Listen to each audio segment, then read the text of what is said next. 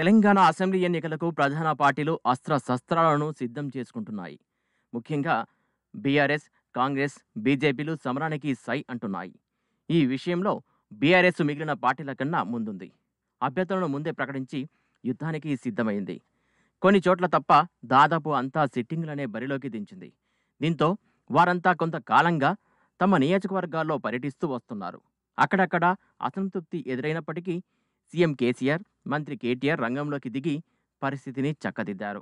కొందరికి నామినేటెడ్ పదవులను ఇచ్చి మరీ బుజ్జగించారు. మరికొందరికి ఎన్నికల తర్వాత పదవులు ఇస్తామని హామీలిచ్చి సంతృప్తిపరిచారు. బీఆర్ఎస్ ప్రధానంగా అభివృద్ధే అస్త్రంగా జనంలోకి వెళుతోంది. గత కొన్నేళ్లుగా అమలు చేస్తున్న పథకాలను విస్తృతంగా ప్రచారం చేస్తున్నారు. ముఖ్యంగా రైతు బంధు, రైతు బీమా, కళ్యాణ లక్ష్మి, మిషన్ భగీరథ, మిషన్ కాకతీయ, దళిత బంధు వంటి పథకాలను జనంలోకి తీసుకెళ్తున్నారు. మంత్రులు కేటీఆర్, హరీష్ రావు కొద్ది రోజులుగా జిల్లాలో విస్తృతంగా పర్యటించారు. పలు అభివృద్ధి పనులు ప్రారంభించడంతో పాటు బహిరంగ సభల్లో పాల్గొన్నారు. పార్టీ శ్రేణుల్లో ఉత్సాహం నింపారు. అదే సమయంలో కాంగ్రెస్, బీజేపీలపై విరుచుకుపడ్డారు. ఒక రకంగా ఒక రౌండ్ ప్రచారం చేసినట్లయింది.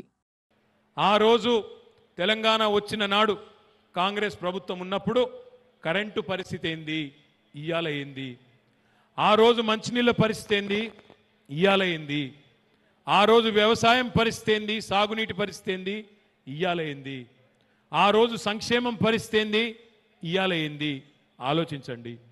దయచేసి తొందరపడకండి. వాడో వీడో వచ్చి రెచ్చగొట్టే ముచ్చట్లు చెప్తే, నాలుగు సోది ముచ్చట్లు చెప్తే వాటికి ఆగం కాకండి, కన్ఫ్యూజ్ కాకండి. 60 ఏళ్లలో కరెంటు అని కాంగ్రెస్ ఇవాళ వచ్చి పెద్ద పెద్ద మాటలు చెప్తుంటే, ఇవాళ వచ్చి నేను ఇది చేస్తా అది చేస్తా అని మోచేతికి బెల్లం పెట్టినట్టు డైలాగులు కొడుతుంటే అది నమ్మి ఆగమైదామా? లేదా 6 దశాబ్దాలు పరిష్కారం కాని సమస్య కేసీఆర్ వచ్చినాక 6 నెలల పరిష్కారం అయ్యింది. మరి అట్లాంటి కేసీఆర్తో ఉందామా ఆలోచించమని చెప్పి నేను కోరుతా ఉన్నా.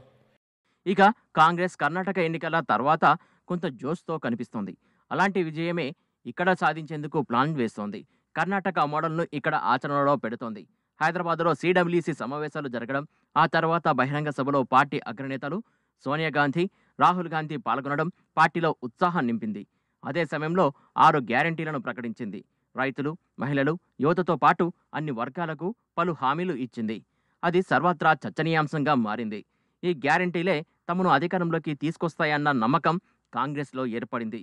అందుకే వీటిని వీలైనంత ఎక్కువగా జనంలోకి తీసుకెళ్లే కార్యాచరణ చేపట్టింది.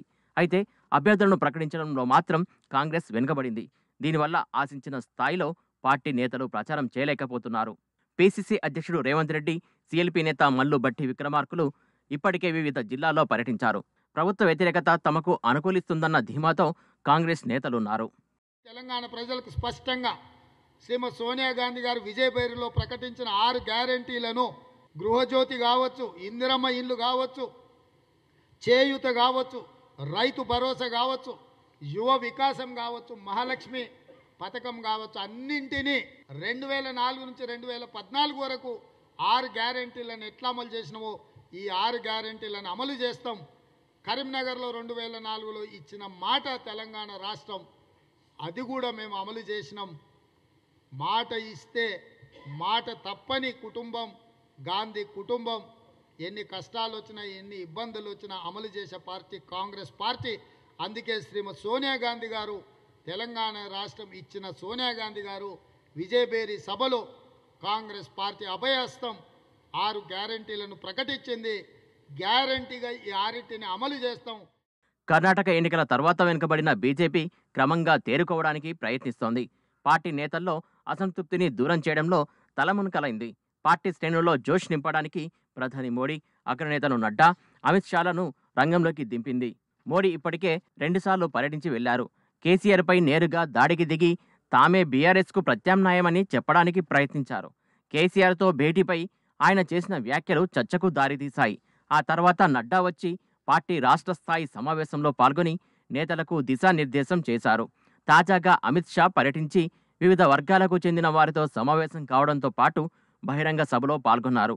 కేసీఆర్ ప్రభుత్వాన్ని టార్గెట్ చేయడంతో పాటు కేంద్ర ప్రభుత్వ పథకాలను ప్రచారం చేయడానికి బీజేపీ నేతలు ఎక్కువగా ప్రాధాన్యమిస్తున్నారు. जो दो स्वतंत्रता की लड़ाई लड़ी, पूरे देश में स्वतंत्रता के लिए अंग्रेजों के खिलाफ ही लड़ाई लड़ी, मगर ये भूमि अंग्रेजों के खिलाफ भी लड़ी और निजाम के रजाकारों के खिलाफ भी लड़ी। ये वीर भूमि को मैं प्रणाम कर कर मेरी बात की शुरुआत करना चाहता हूं। आप लोग केसीआर की सरकार को फिर से लाना चाहते हो क्या? मोदी जी के नेतृत्व में कमल की सरकार लाना चाहते हो क्या? आप सभी का जवाब है कि 3 दिसंबर को मोदी जी के नेतृत्व में तेलंगाना में भारतीय जनता पार्टी की सरकार बनने जा रही है।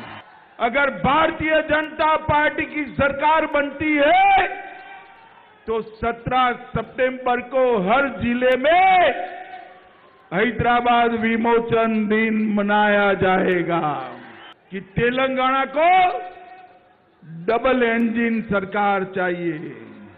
समक्का सरक्का सेंट्रल आदिवासी यूनिवर्सिटी की स्थापना की है। हमारा एक क्षेत्र आदिवासी बहुल क्षेत्र है। सालों से 2014 से मोदी जी यहां सेंट्रल आदिवासी यूनिवर्सिटी बनाना चाहते थे। एक केसीआर सरकार जगह नहीं देती थी। अब इस सेंट्रल आदिवासी यूनिवर्सिटी 950 करोड़ के खर्चे से नरेंद्र मोदी जी बना रहे हैं। మొత్తం మీద 3 పార్టీలు తమదైన వ్యూహాలతో ముందుకెళ్తున్నాయి. రాబోయే రోజుల్లో ఎన్నికల వేడి మరింత పెరుగుతుందనడంలో సందేహం లేదు.